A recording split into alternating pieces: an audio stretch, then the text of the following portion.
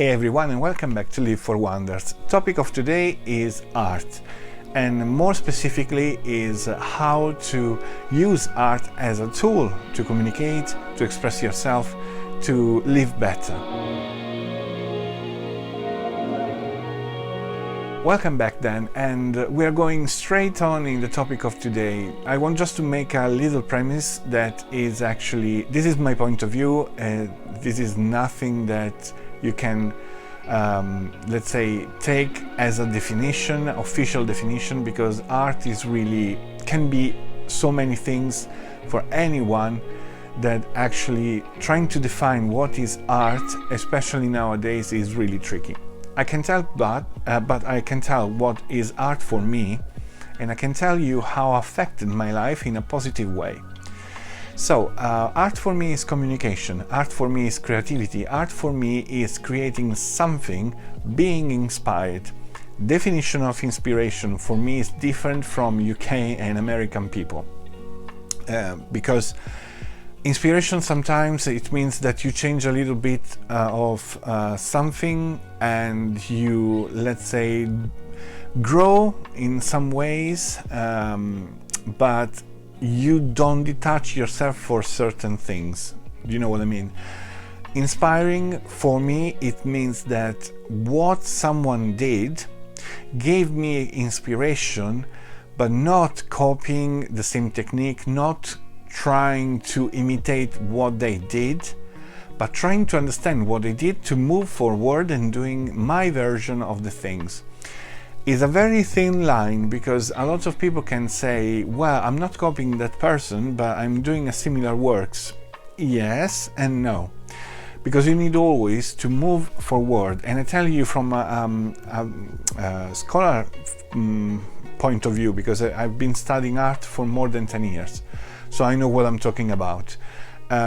It's not that. Inspiration is not copying the style, not going close to the style to be a little bit different, like in the marketing, because in marketing works very well this kind of things, but is actually to understand the meaning of that work, understand the meaning of the person that realized that work, to create your own with your own tools, detaching from what is their artwork. That doesn't mean that you need to detach yourself from what they produce, but it means that you can find some traces of their work in your job, but you can't tell that it's copied. Okay? Sometimes I have the feeling that when people say I'm inspired by that, they are actually copying. You can tell that it's actually copying, especially in photography. I can tell you that everyone is copying everyone else. That is not always a bad thing, of course, but for instance, in photography, if you want to do something different, you need to put your art in your pictures, and you need to communicate something, because it doesn't matter if you know how is the rule of third, or it doesn't matter if you know all the techniques of this world with your camera. What really matters is what you put in your pictures. So same thing when you create something artistically. It seems like a little bit judgy, this kind of chat that we are having together, but it doesn't want to be that. It's just that I'm really a realistic person, and I don't like when people try to sell me fluff. Basically, I don't like when people comes to me and saying, oh, this is my artwork, and I can see that it's totally copied. It's totally copied, even on the same meaning. This is really frustrating to me, because I can see that they learn the lesson from YouTube or the teachers, but they don't actually go forward. When you learn something, you need actually to use the tools that you learn in your school to go forward, to give me something that I never seen before, or even if I seen before is totally different, or a total different point of view from someone else. I wanted to do this very long introduction, because out there are so many people that talks about art, and honestly, I don't agree. You can have a lot of techniques, you can learn everything about techniques and copying the others, so your artwork will look fantastic, but it doesn't communicate anything. So I've done this introduction. I'm sorry, very long, but now we pass over. We go forward. And the second thing I want to point out is actually how I managed to move forward myself. Since I started to study art at school, it was the 2000 more or less, I started to learn a lot of things. I started to learn to think by myself, to think and look over what the school told me, what the books told me, and having the tools of looking with my own internal eyes what is in front of me. So I don't give for granted the judge from other people. You can be the most knowledgeable person in this world, because you know all the life of the artist, all the things that you want, but maybe the artwork is not what is communicating to me. And that is the major important thing. Instead, there is that kind of risk saying, you know, this artwork communicates me something like that, but you know, there is someone else that studied that artwork coming to you and saying, no, you know, this artwork means this because this person was there, blah, blah, blah. And I really hate that. I was one of them that were pointing the others saying, oh, you know, that artwork actually was made for this and this reason. Yes, but one thing is why the author produced that artwork, and the other thing is what is communicating to me on my life. Maybe, let's say, if I'm looking to a painting of Van Gogh, and I'm looking to one of his portraits, I can understand some certain things, and maybe someone else can understand some certain others, because maybe for me is important the color, the composition, and for the other person is important more the meaning or the structure or the, you know, how appeared in the picture. And I have no rights to go there and saying, listen, you know, it's wrong your vision, because it's right mine, because it's written on a book, or because we got the documents that says this and this. It's really unfair. It's really rude, and I think is absolutely against what is the principle of art. So when I started to study art, I started, you know, to make a little bit of, let's say, steps, and studying art and practicing art, painting and drawing like I did, is a slow process. It's a slow process that teach you how to look at yourself from inside. And that was the same moment that I understood that I liked to help the others and look in myself to learn as much as possible to help the others coming through all their problems, all their troubles. And from them I started to study as well some psychology and some philosophy. Aside, of course, because I didn't go to a proper school until 2010 for those stuff. But still, I started at that time, so it was something. And what gave me was an entire new world, okay? Nowadays, I can see that especially media try to standardize the art, and they always repeat the same mantra of things, and all the people like the same painting because, oh my god, if you say that you don't like a certain image, a certain painting, oh, you'll be banned from the life. Well, that is absolutely wrong, and I think is absolutely stupid to do so.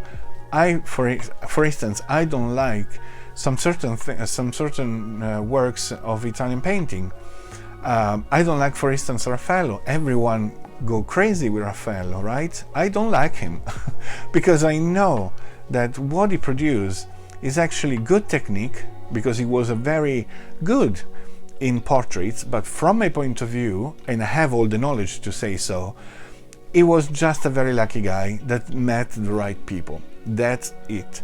Because in the same moment he had with the same kind of notoriety that there were him, Michelangelo and Leonardo. And if I have to pick one or two of them, I will pick surely Michelangelo and Leonardo, not surely Raffaello. It is the last one. And I come from the same region where Raffaello born. So I'm taking all the responsibility, but again, I don't like his artworks. But I appreciate that at least he made a lot of studies about them. But yeah, going forward, I learned how to look in my own way to the paintings, to the artists, to the things. And because I started to produce my own stuff, I also learned what is the feeling of, creating something, to have the struggle, sometimes to have the canvas in front of you and have maybe an idea and don't be able to actually produce what you have in your mind because you have something that is going on that is not really good for you in that moment. I have had all the struggle of, delivery things because you need to be paid, right? If you want to survive with art, and not being able to communicate anything. I was just lying down and producing the same things in different sources, but always with the same pattern. What helped me moving forward was actually to think out of the box, and with this kind of saying, I mean trying to see the world how like actually other people different from me, completely different, look. So what means? I try to understand the other point of view, trying to communicate with other people, try to exchange opinions between me and other people that were completely different from me, why they liked something that I didn't like, why, what did I find there that I couldn't find myself. And that actually helped me a lot to understand, the others and approach the others, not to judge them, but to understand them. So art is not only something that you use to produce something, but you learn a lot.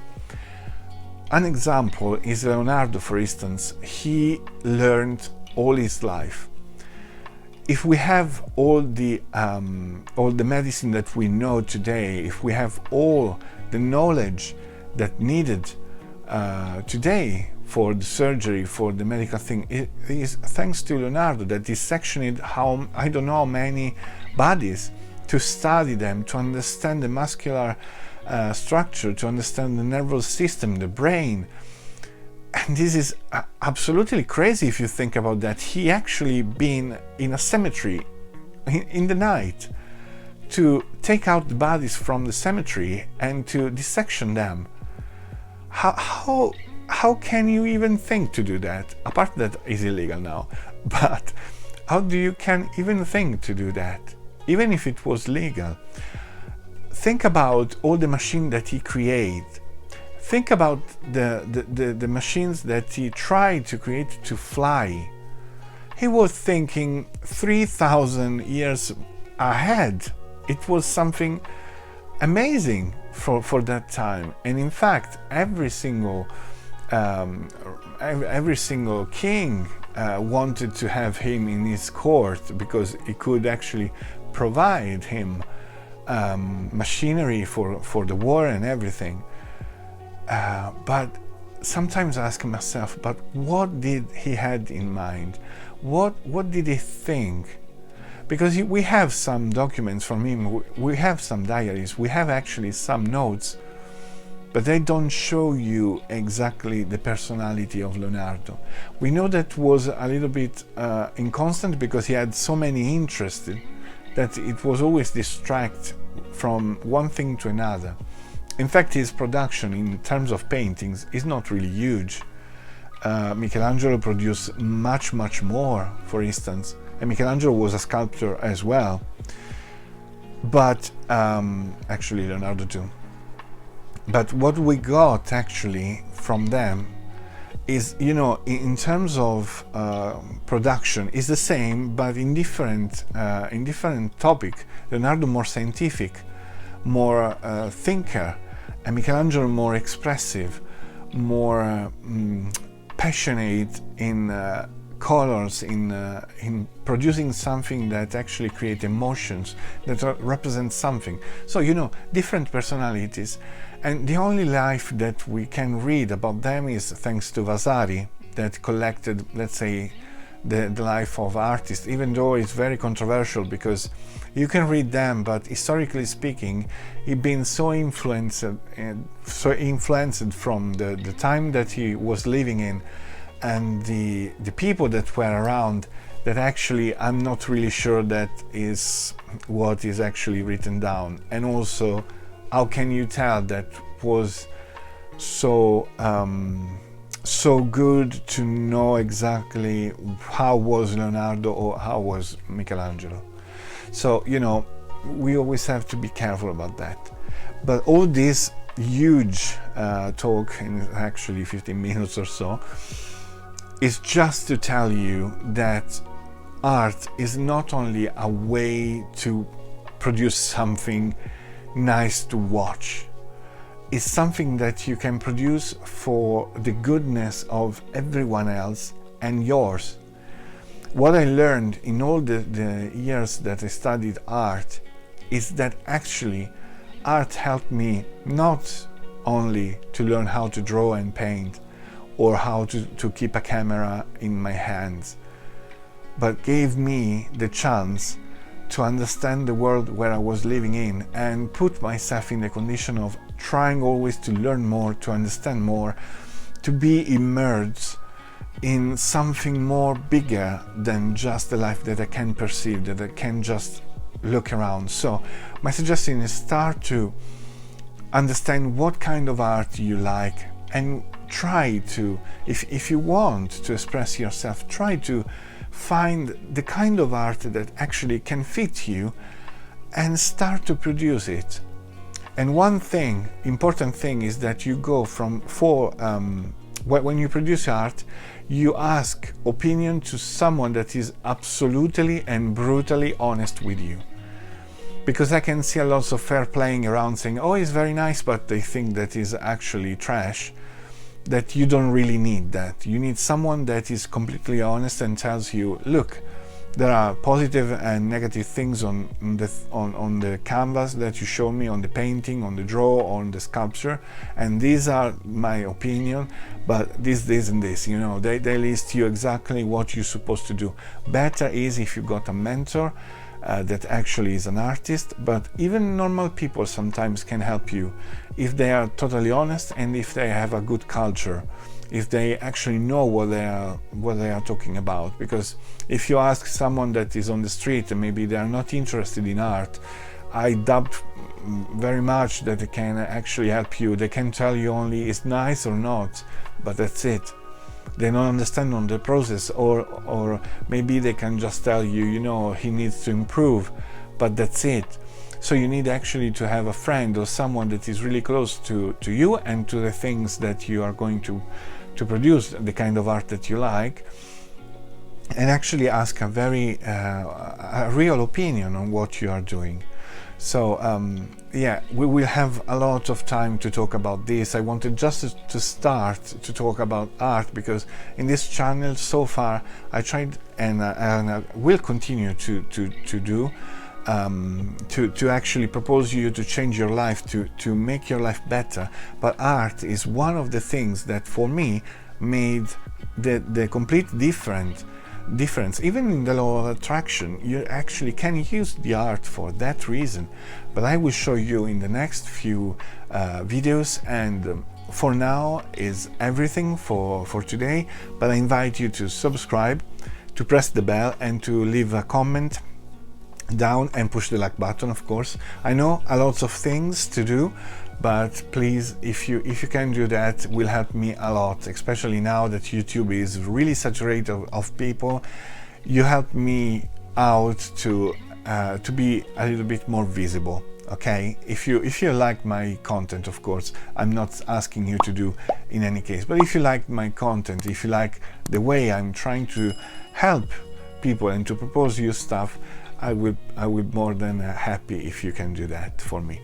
Thank you very much. Read the description if you want to know more about what I do and you want to reach me out in other social.